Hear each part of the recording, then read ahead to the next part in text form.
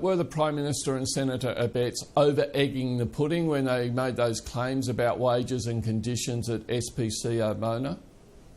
Oh, not at all. Look, we stand by our claim that the wards and conditions for those workers were higher than the average.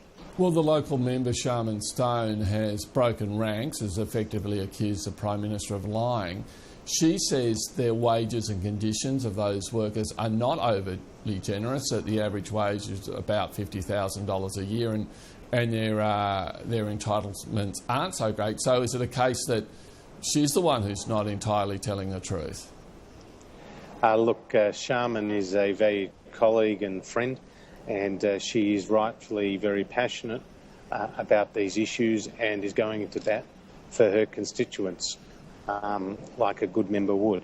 But the Prime Minister and his ministers have made a decision about the request for assistance here, and it's based on the idea that companies do need to stand up on their own 2 feet, and that will be in the best interests of both the workers and also the taxpayers.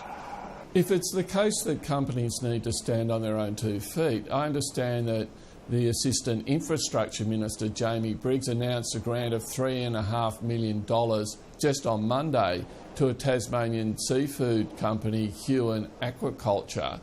What's the difference there, do you know? Is this a across-the-board rule that the government doesn't put its hand in its pocket? What's the difference between those two situations? I don't know what the specific circumstances were, Chris, in relation to that grant, other than to say we've seen Holden talk about Qantas and, of course, now SPC Abbott, major companies that are obviously doing it tough in these challenging economic times.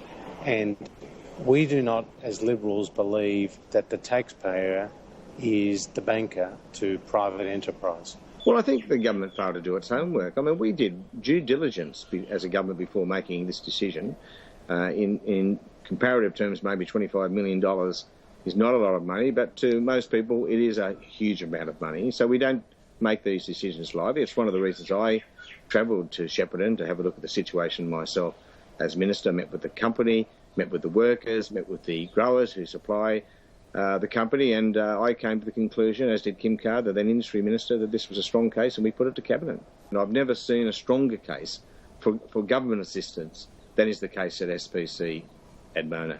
We looked at everything involving the company and the plant, but as we all know now, Tony Abbott has been broadly pilloried in the media today for overplaying his hand there.